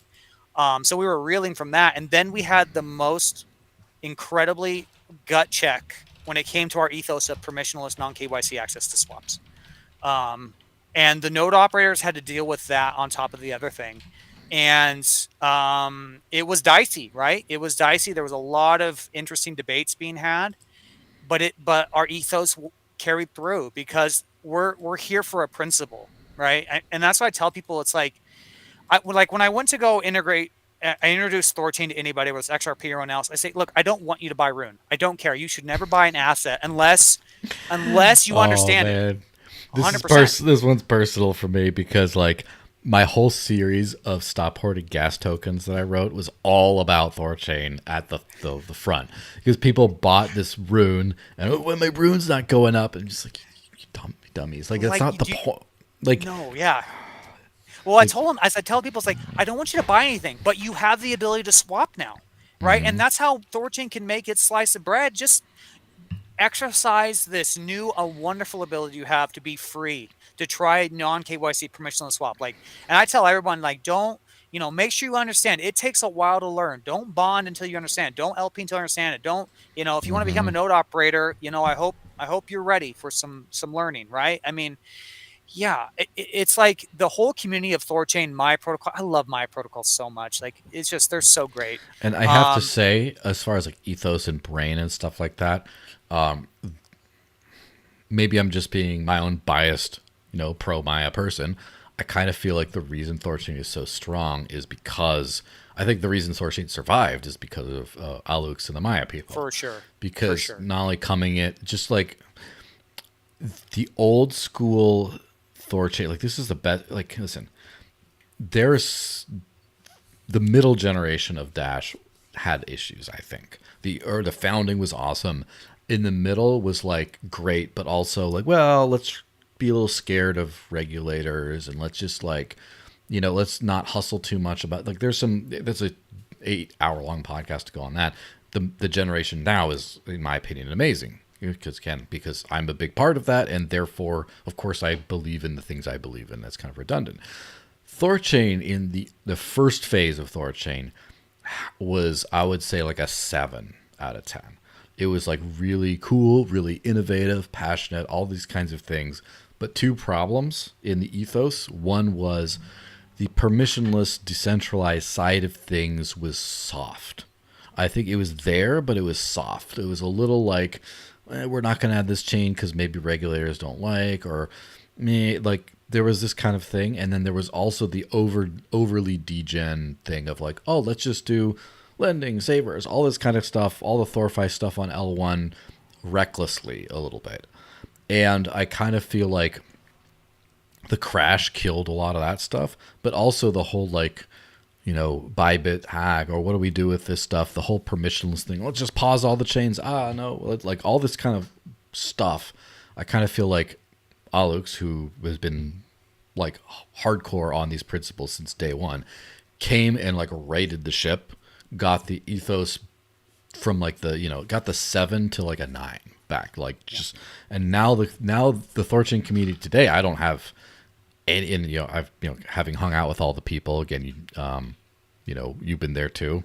It's been, well, I feel like there's no criticisms anymore. They're like rated. Like I have no. It's not. Well, the THORChains are great, but there's no but anymore. It's alignment. Yeah. Alignment 100%. Yeah. And, it's so funny because, like, when I hang out with Alex or I've hung out with anybody, Chad, I haven't hung out with Chad for a long time, but when I did hang out with him, when you're talking, we're not talking about, THORChain metrics. We're not talking about that. We're talking about why we're doing it. We're talking about what it represents and the power if we succeed. The hardest thing is like, when I talk to people in private, with the THORFi stuff, and it's like, man, we're not exactly sure how we're supposed to do this, but we got to give it a shot. You know what I mean? We got to try. And you're right. The THORFi thing was obviously very risky. And there's people like TCB and others who said, this isn't a good idea. It doesn't make sense. And then they kind of zoned out for a little bit. Right. But, it was the community that pushed back. And then we put like safeguards on and say, hey, let's not let this thing grow infinite. Let's not do this. Let's do that. And so when the implosion did happen, we were able to right the ship, thankfully. But I think it's those lessons that we had, those moments, those punches to the gut that really like humbled us, and is like a humbling moment. And now it just feels like we did all the experiments, we made all the mistakes, and now it's just like, for me, the path forward is so clear. It's like THORFi, we wanted to build Ruggiera, we just didn't know how to do it right, and Mm-hmm. now it makes so much sense. Like, let's not have Rune, the native token, be the leverage-based asset that supports these things. That's obviously, to me, like now when you think about it happens, like it feels so obvious. But back then, it wasn't so clear because there's like a deeper question to it all, and I don't want to get too sidetracked. Mm-hmm. But now it's like, yes, I agree. Like, we grew up. We grew up, and we had, and the cool thing too is I feel like everyone's changed a little bit. Like I'm not the same person I was. I think JP isn't the same person. Chad's not the same person. Like we all kind of grew together, right? Mm-hmm. And I mean, back in the day, man, 2021, 2022, Discord conversations, some spaces, they were feisty, bro. I mean, we were like, sometimes they were just yelling matches, like just dropping all kinds of, but it's just passion, right? It's like Boone. I Yeah, love Boone. Boone's really smart. Boone's been quiet lately. That's a key that things are going pretty good. When that guy doesn't have because much he to was a say. critic, right? Yeah, well, I would call him someone Not a who wants hater, but someone who well, criticizes sometimes. he's looking for, he wants a technology like he is like you. He's an absolutist, permissionless, no KYC kind of guy, like us, right? Mm-hmm. And he really wants THORChain to succeed. So when he sees a problem, he speaks out immediately. And that's why I love him. So Yeah. when he's a little quiet, that means he's not seeing too many problems, right? He's kind of waiting and seeing, and he's a very good force for keeping things in check, you know. Yeah, Um, absolutely. yeah, yeah. And now Yeah. yeah. So it's just one of those things. I mean, dude, we need to write a book. I mean, it's crazy. But Yeah. yeah, go ahead. No, just saying yeah. But I mean, I'm mostly agreeing about books and stuff. Like obviously hijacking Bitcoin is like a you know Yeah, a tale of that period of time from a point of view, although extremely well referenced and things. There's got to be so many other books about this story. I have it in my X bio pinned, the Dash's survival story, and it kind of goes into a lot of this like gut, this kicks in the nuts over the years, then and right. kind of like getting through that. And THORChain has its own crazy tale on that. I'm sure like the Monero people would talk a lot about their journey because from having the tech that no one could integrate to then like now they're under some like basically a hostile like 51% attack by another project, which is Right. that could be a whole nother topic.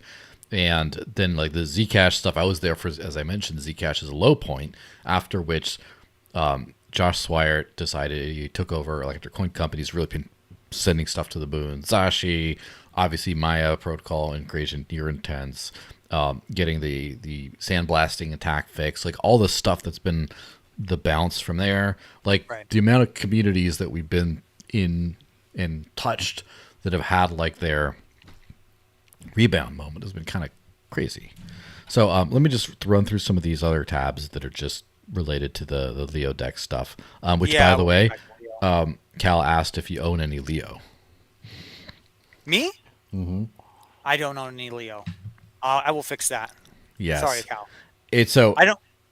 Yes, go ahead. I don't own a lot of interface tokens. I'm mostly allocated to Rune, Rujira, and Cacao, to be honest with you. But I will own some Leo for sure. I should, because he's Yeah. been such an amazing person for this community. So I here's the thing about like when people ask me what I own and stuff, like I just never buy shit. Like that's just been my thing is like I'm so busy with things. So what I my allocations are what I earn or run into or what I need for things. So like Yeah. I have like a little bit of Monero because I needed to like pay my VPN, and I manage a small Monero budget for something else. Obviously I earn mostly Dash, and it's also what I need most to pay for things. So Dash is like Mhm. heavy. I earn Bitcoin Cash from Coin ATM Radar, so I got some of that. And then I have like I provide a liquidity in the liquidity auction, and I have done liquidity provision in THORChain. Which, fun fact, all of my Bitcoin is, other than like $100 or so in my Lightning wallet that I needed to test out Shake Shack, or Stake and Shake, I should say. Mhm. Other than that, it's all in Maya. It's all in a Maya liquidity position. It's so like Right. all these, and I have some Maya tokens. I have some TCY for my savers positions. Like I have these things from just using. So I haven't. I do have Leo because I post daily using the InLeo interface on the Hive blockchain, and part of Right. those rewards are in the Leo token. But like I haven't bought it. I just have it because I use it. So I don't judge anyone. And also, I would probably buy some, except I have not taken the time to do the due diligence into the tokenomics system and everything. I just know those guys are great, so I'm happy to have some. But Right. I personally need to just do that to understand it, because I otherwise I suck at doing things I don't understand. Yeah, and I do my best like not to talk about in because I'm a general educator, right? So I try to never talk about me owning certain coins or things like that because I don't want to send a signal that I'm investing in a specific interface. I try very hard to remain impartial, but yeah, I'll own some Leo. I don't care. That's awesome. I'm gonna do that. But it's hard because like I just don't have the bandwidth. You know what I mean? Yeah. Like it's like Leo guys. They're doing Leo stuff. I'm trying to keep on top of Thorchain stuff. I try to keep on top of Maya Rujira stuff. We're doing this. We're doing the weekly spaces. I'm deeply spent so much time with XRP community trying to get the swap volume and XRP up. That's been banging, by the way. So I'm not taking entire credit for that, but I hope I helped a little. And I'm just go go go go go go go. It's just that's just the way it is. And then also chat and build. I'm getting involved. That's an amazing technology. Yeah. Um, there's a second like So Leo, they're the interface that did the zero first. God bless them. THORChain has their own interface, and then there's like another conversation too where we're gonna make like what they're doing with the memless, trying to get ahead of it, like an interface generate an interface that generates interfaces, right? Where you have memless, where people can take the like plug it in, and they can make a simple interface. They can plug it in, and they're good to go, and that doesn't require like hardly any maintenance whatsoever. Very simple. It's just QR codes. I think that's going to be another big win for THORChain, because I know there's so many people, particularly on the XRP side, with their own community, and these people who do like philanthropy. They help with like disaster relief, and they're doing all these environmental things and blah blah blah blah. They would love a way where they could have a service, and all the profits go into their, well, the not profit, but the fees generated go into their balance, right? So that'd be cool. And then they can direct that to do more stuff, because I gotta say, I'm really impressed by them. The things that they do of their own time and money, and like there's a lot of altruistic people in the XRP community. I had no idea. So very Yeah. cool. Hey, I'm not trying to talk about them a lot, but that's kind of what my brain thinks about, because I've been just deep in them for Well, 2 months, so it's hard for me mission to like. mission focused people. I get it. Like just Yeah, focused on the mission, what you do. yeah. Um, let me run through a couple of these tabs, and Go maybe ahead. we'll see if we can get Cal to come in and talk about Yeah, what let's the have Leo Cal up token here. actually does. Let me see. So volume up 5,346.42% since yesterday. It says Leo pays USDC staking rewards every single day starting on September 23rd. Yeah, we'll have to have him talk a little bit more about that. And then Cal say, you get zero fees, you get zero fees, you get zero fees. Everyone on THORChain gets zero fees. Look under your chair, it's zero fees. Hell yeah. And then just looking at the dashboard from Xscanner, if you look at the interface dashboard across THORChain and Maya together, LeoDex is the number one today with a 4.76 million volume. Because Ledger is 2.69 million, second place right here as of where I'm looking at this. And Ledger, of course, has made 42 grand or 43 grand in fees off of that, whereas LeoDex is $520, which means a lot of that volume came through the THORChain-Only interface, the fee free one. Yep. So definitely making some big I guess some waves. And the only other thing I would say before I try to drop the link to Cal, see if he wants to pop in here, is Age of Doge, or I don't know, whatever he was on X, he commented, he says, "Oh, that's a very nice Dash hat you got on. Thank you, sir." He gave it to me, and switching it to dashmarket.net, which is a site that he started, which has all these new Dash swag things. Dash has always been bad at having like swag shop type stuff. But now we do have a little swag shop. So if you want to go to dashmarket.net, I'm sure they take crypto. I'm sure I haven't, again, since I didn't buy this. It was gifted to me. Thank you, by the way. But you should go buy some Dash swag. Go buy some Dash swag. So that's that little thing. Let me actually, let me give the link to Cal so he can join Let's go, Cal. if he wants to. Cal. Yes. I'm going to ping him on. Cal, if you're watching this, I'm sending you on Discord just so you know where to do it. I sent you a link to join on Discord. Okay. So, but in the meantime, we'll just keep on chatting about, whatever. He'll pop up on the screen if he does. If not, I'm going to throw in, because I just sort of added to the Trump dumps crypto thing. Which, there's been a dip in the markets. I don't think it's anything crazy, but people are being crazy about it. I'm just going to throw up that news story on the screen while we're doing that. So, yeah, good old teabag, as I like to call him, said, based on the highly provocative statements of the former president of Russia, Dmitry Medvedev, who is now deputy chairman of whatever, I have ordered 2 nuclear submarines to be positioned in the appropriate regions just in case these foolish inflammatory statements are more than just that. It's like, oh no, here we go again. Yeah. And then the other bit, one of these crypto influencer people, Ashley, said, breaking, Trump has declared nuclear war on my bags.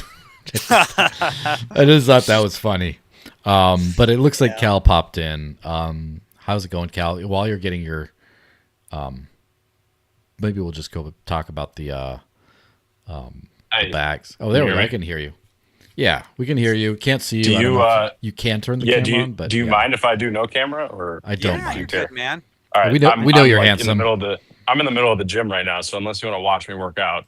No, Listen, it's okay, bro. I trust you. I'm into women, but thanks. So keep Yeah, going. you're a handsome So Yeah, dude, what's though. up, I'll give it to guys? you. Doing all Thank you. right, man. Hey, good job on the interface, bro. You've been killing it, man. Well done. Thank you. You Thank got you. good. Yeah. You got really good instincts. I got to tell you, really Thank good you. Yeah. instincts. I appreciate it. Yeah, we've just been, we decided to go all in on, developing for cross chain back in like March, April, and I've just had a really good time. So I'm very happy with how things are going. yeah, absolutely. Uh, so would you mind just explain just two questions I guess I had. One is we sort of already speculated on, touched on. The other one is a little bit more. First off, how do you intend to be able to make money off this zero fee interface? How is this sustainable for you to give this gift to the community? Yeah, I mean that's the $4.5 million question, right? So there's a couple things there. I mean, one, it's not really intended to make money. I would say is like the starting point. It's not.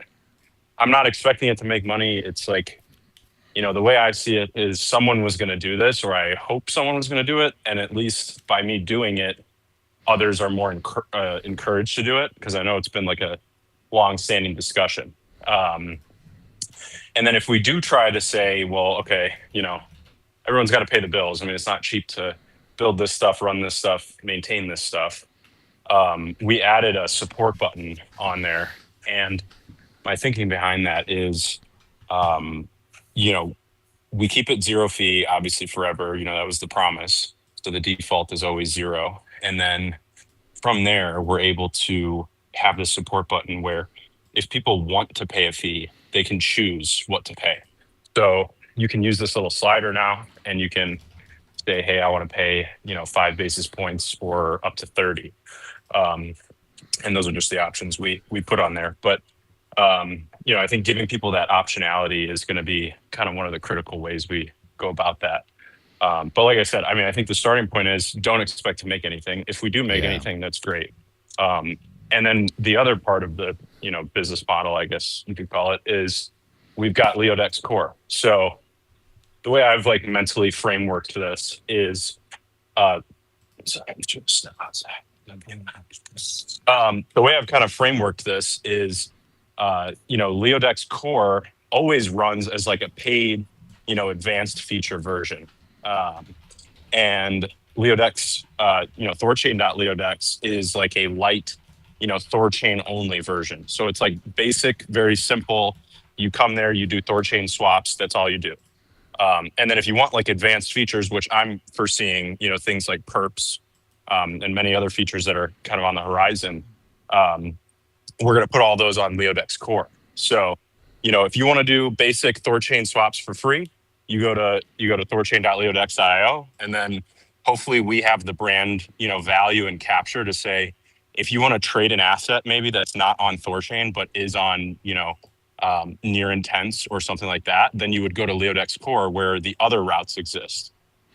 Or let's say you want to trade, DeFi perps. We've built up the branding with you to say you trade for free on THORChain.Leodex.io. And now, when you think of doing something else, you think to check Leodex Core because you kind of have that, brand connection with us. So those are kind of a few ways I think we benefit in the long run from all this stuff. But again, I think going into it with the expectation that we make absolutely nothing from it. And we just, my goal is grow and I've been posting that the KPI for me is THORChain's total volume. And if I can see that grow from anything I do, even if it's like today, I think we contributed like close to 10% of the total volume. If we can just continue to grow that, I'd be super happy with not getting anything else. Yeah, That's great. absolutely. And Shapeshift did a similar model back in the day where they had no affiliate fee, and they had people, if you wanted to, the affiliate fee was optional, excuse me, and you could donate just like you guys. And a decent amount of people did donate. So I think you will get some fees, even though you're stating that's not the point, which I totally understand. But I think it's a great decision by you. I applaud you, and I applaud your team very much. And I think you will and no, like short term, you don't get much from it, but long term, medium term, even maybe even short to medium term, I think you're already seeing it. I mean, people are really appreciative of what you've done, and then your instincts are correct. Add every DeFi primitive that you can. Make Leo Dex the everything Dex, really. And I think you're going to do just fine, man. I really believe that. Yeah, thank you. I 100% agree. I think, just put it out there. I'm a big believer in like just doing the right thing is the right thing, and then everything else will sort itself out. Right. Yeah, for Do you have, sure. I don't mean to get too personal. Do you have kids, Cal? No, I don't. No. I will have kids one day, but I'm Yeah. 27 and I'm like, yeah, I need a couple more years of solitude to build stuff before I get in there. Good on you, buddy. Good on you, man. Yeah, that's why, like, I imagine having kids one day too. And like right now, it's just like I'm try to build a world in which they can thrive, because the world that we live in right now, it's very unclear. It's hard to model where things go here. And people like yourself, Joel, like you're like caretakers of the zeitgeist, and you are moving the needle every day with your actions. So, building a better world for your future children, man. So that's kind of where the ethos is for me, right? I mean, you can have all the money in the world, but if you don't have a system that you can exercise freedom or to spend that money, then that is no world to live in. So, God bless you, man, for doing a higher calling. I appreciate it. Yeah, thank you. And you're obviously, doing that as much or maybe even more than the rest of us, because you're not only, building something, you're spreading the word, which I think, people tend to miss is like that idea of like if you build it, they will come is I've never believed in that. No. I just don't think it works. So we need people like you that spread the word and spread the message and do it very well. Yeah, we're gonna add Tron soon in Solana. Like Tron, I think primarily Mandarin speakers or something. So if anyone's out there who'd like to hit those spaces on Tron and just get super invested in that community, let them know the beauty of THORChain and what it brings. And you can also shill Leodex if you want. I highly recommend it because I think it works. We got to tell the world what we've done here. Yeah. I've got a whole community now in the XRP community that's just totally infatuated with THORChain and are so excited for our mutual success, right? Be the arbiter of knowledge. Please do that. I'll kick it to you. Yeah. Joel. So one more thing. So, I mean, Cal, finish whatever set you're doing or whatever before feeling obligated to jump back in. But like, so that definitely makes sense for like the zero fee THORChain interface. And I think that it will be interesting to see other things. I did suggest in Discord under the support button to be able to have an actual donation option, because so if I see this, so let's say I'm a hyper Thor chat and I see this, I'm like, oh, this is awesome, I want to support it. The only way to support it is by doing a swap, and I might not need to do a swap at that time and then add a manual basis point, whatever. But it'd be fun to just send some Rune or send some Bitcoin or whatever and have it auto swap to Rune or whatever to support the Rune price. That could be a good idea. But it would be good to have like a donation option as well. Again, never make it hard for people to give you money if they will. Well, So, and two, yeah. Oh, I'm sorry, I didn't mean to interrupt you. It's cool too. Is like if people start using Leodex, let's just say they start making some trades and they just start winning big, right? They're making correct calls. Well, they're also winning big on the margin they didn't lose at the affiliate fee. So when they go to swap at Leodex again, many will be more than happy to give a generous donation, I think, because they realize they made even more money with the successful trade that they made that they otherwise would have, because they did not lose that gain from the affiliate fee. I mean, those little things, they add up to be a substantial amount. Yeah, absolutely. And so the other question, I guess, Cal, for whenever you're done with the set, and feel free to just I'll just filibuster until you have time to answer anyway, is just like the Leo tokenomics, like the Leo token, because I know it's gone through a few different iterations, but is there like a TLDR on what Leo token is, what does it do, and how does it accrue value? Yeah. So I guess three things, and I'll just run through them super fast. First, on the donation button, I saw your comment. I've been kind of thinking and designing something that I think is going to be pretty cool, which will show like other ways to support, and then strictly like a donation, but then also like just buying Leo would be another way to support. So we're going to add something like that. Second piece on what Dennis was saying with with people making a lot of money. We we're adding this display right now that is going to show you how much fees you've saved, or estimate it based on, like global interface costs, and then the fact that you paid zero. So I think that's going to be kind of cool for people to see. And then it'll also show like what total people have saved using thorchain.leodex.io. So I think that'll be kind of cool too. Just to see all that in one place. And then on the tokenomics side, just to kind of keep it brief, Leo's been a token since July 3rd, 2019. So we've been around for quite a bit of time. And obviously the main thing has always been, the social media stuff, with our InLeo Web3 platform. And then, more recently with building a cross-chain interface. And now I guess you could say two cross-chain interfaces.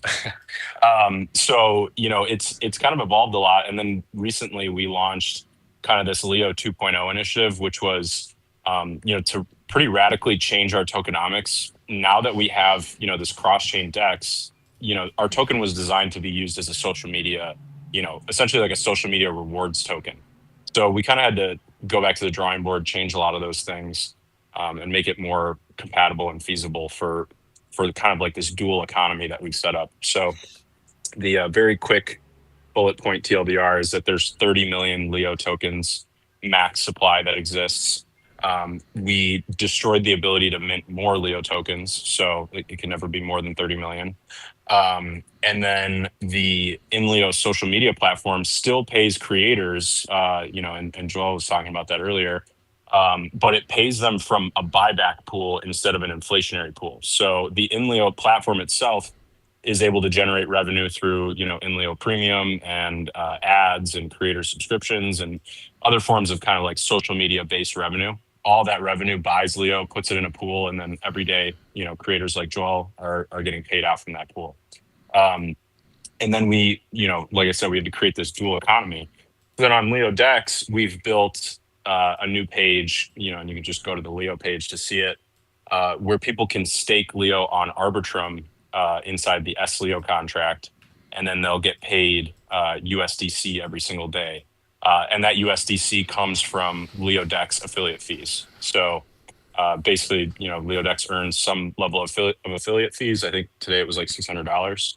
And 100% of those affiliate fees get converted to USDC and then deposited into that contract. And then they just get split between all the Leo stakers. So that's kind of the quick rundown. And I think most people's follow-up is, why are you giving 100% of the affiliate fees to S-Leo stakers, and how does that even work? Like I said, we've been around for a while, and I'm building this stuff for, like my 10, 15, 20 year plan, I guess, of life, you could say. So I'm not really interested in taking like a 5 or 10% cut, off the top from fees. I'm much more interested in just giving 100% of it to stakers, and then myself, I'll be a staker alongside everybody else. It's kind of the overall plan. Damn. Yeah. Awesome. Hey, can you tell us a little bit about yourself, man? Like, can you just, you don't have to make it super long if you don't want to, but like, if people are curious, like, who is Cal? Who's the man, working out right now? Give us like a history of like, how Leo Dex really came to be, if you don't mind me asking. Yeah, no, I don't mind. So I've been building in crypto for a pretty long time. I got into this space when I was like, I think like 14 or 15. I was like asking my mom to help me buy an ant miner so I could start mining Bitcoin. And I remember they were like $300 at the time, and she was like, "No, you're nuts. I don't even know what this Bitcoin is." Dude, mom's rugging you, buddy. I know. I could only imagine how rich we'd be today if we just had an ant miner running. But that's kind of how I first started learning about, crypto in general. And then, ETH came out, and I got super fascinated with smart contracts. So then I went deep down the rabbit hole, started building there. And then I found Steemit way back in the day and started blogging, about crypto so that I could earn it. And then from there, a lot of people started thinking about, is there a way to like fork Steemit or create like second layer tokens on top of it? So then I kind of got drawn into the idea of launching my own, Web3 social media app. So then I did that, and that was 6 years ago. And it's, what is known today as Leo. So I started building, for social media on Web3. And over that time, we've experimented with a bunch of stuff in DeFi. I also found Rune um, back in, I don't even know what year it was, but it was during multi-chain chaos net. So I think Rune was like 30 cents or something, and people on Inleo, which was called Leo Finance back then, were talking about it, and I was like, that sounds really interesting. So I started buying some Rune. I actually found some old screenshots I should post at some point, but I had a bunch of Rune in something called Rune Vault, which was like a way to just single stake Rune and earn more Rune on it. And that was on BEP. What was it called? BEP 20, or was it BEP 2? That too. Anyways, yeah, BEP 2. So way back in those days, I was just staking Rune, and I was just kind of like a passive, silent. I loved Rune. I owned a bunch of it, and I loved the idea of what THORChain was trying to achieve. So I've just been kind of a silent investor for a long time.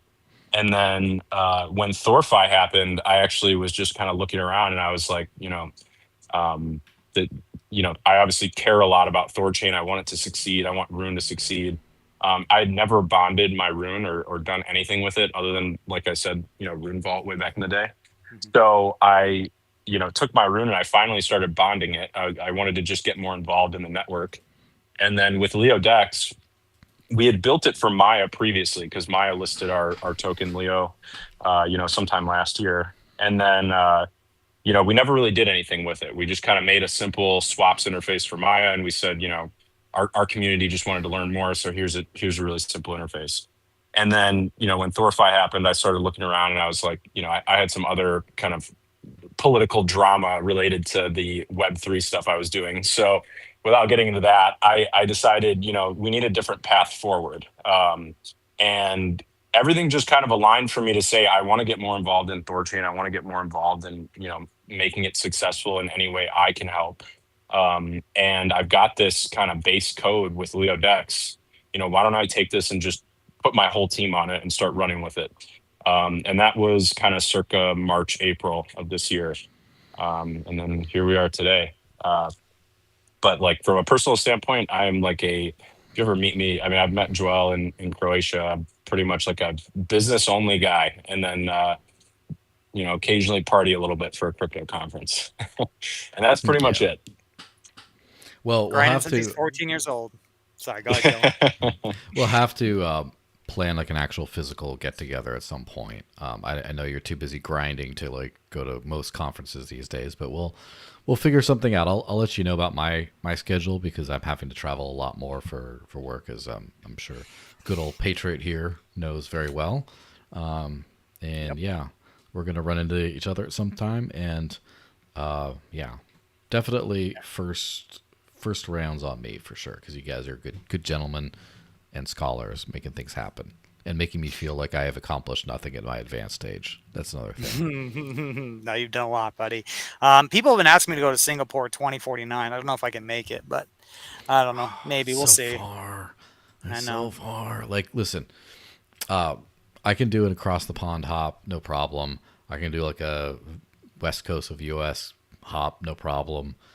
I can even get it to Dubai, but like past there is just like, it's got to be worth it. Someone else got to be paying the bill. Like, just, like that's as a complete side rant. That's why I probably will never, or maybe will never visit Australia and New Zealand, is like, why? That I don't have a compelling reason. It's like warm Canada, and it takes like, a trip to Mars worth of like travel to get to. So no offense to you guys. Like, I love Aussies and Kiwis, but I'm probably never going to make it over there. Just too far. Anyway. Yeah. Yeah, it's crazy. All the spiders and shit. Go ahead. Sorry. Any other things we haven't touched on before we wrap up the show? I think I'm good. I know Cal's probably pumping some iron right now, so please interrupt me at any time, Cal, if you think of something you want to address. But yeah, I think we covered. Cacao. Yeah. Cacao. Leo. I actually have a Thor shirt, which I think makes it funnier. Yeah, there you I gotta go. post a picture in that at some point. But no, I think I'm good too. I appreciate you guys, doing this talk and mentioning Leo, and it means a lot to get a lot of community support. So I'm very excited about everything we're doing and everything the community is doing. And yeah, I know 3.9 just got approved and 3.1.0 is on the way. So I think there's just so much going on in the ecosystem to be excited about. So thank you guys. Yeah, We turned absolutely. I think we turned a corner, you guys. It's been a long slog, a hard fight, but it really like, I don't think of things now that get in our way. I mean, we have a little depreciation on swap volume that's being mediated by Leodex and Cal, but there's so many good things coming. I mean, I'm really excited to have the people who user interface, the Rugiran primitives that you're going to be adding, the perps, all this stuff. It's gonna be big. So whatever, if you love Leo, if you love another interface, I think all of them have a huge chance to be very successful. You just got to build and you got to really show initiative because you've got some crazy boys like the Leo squad. They're ready, man. They're hungry. Hungry, 27 years old, grind since he's 14. Get out of here. I'm an old man now. You'd run me over, bro. So good on you, dude. Love Yeah. that. I love the fire. That's what I'm all about, man. It's good stuff. Yeah, absolutely. Well, thanks everyone for tuning in. This has been a great show. A lot of, you know, it's kind of funny how like usually I try to go for like a whatever headline or whatever thing is like hot, and there's nothing like super clear this week as far as like what was hot except for Leodex, hot as anything. And so those always tend to be like the best shows. So thanks everyone for joining in. Thanks everyone for watching. Everyone on the InLeo Threadcast. We're gonna give you all your upvotes, give you your money, and give you your Leo tokens from that, I'm sure. And thanks Cal for being on. Thanks Patriotsounds, always cool backdrop. I need to fix mine, so it's halfway at that cool level. And everyone else, subscribe if you haven't already subscribed to wherever this is. And I'll see you guys next week. Got some interesting stuff coming up. So, and also 2 weeks from now is going to be episode 200. We'll figure out what's special for that one. But yeah, we'll figure something out. All right. Release the Epstein list. Listen.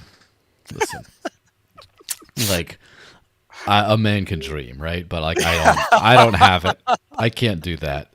Imagine if it's funny because I do know, like, the press secretary of the U.S. is from like the town right over from me. Like, she went to school with my wife and stuff, and so like maybe I can like leverage those connections and be like, can you do this little podcast to Solid? It's not really a crypto headline, but can you mint it as an NFT and just put it out there? All right. Oh, shit. Shit posting aside, everyone have a fantastic rest of your weekend, etc. Don't forget that taxation is theft. Your phone is spying on you. Fiat is a scam. Start living on crypto before it's too late. And use Leodex for all your cross-chain swapping needs. Bye-bye, guys.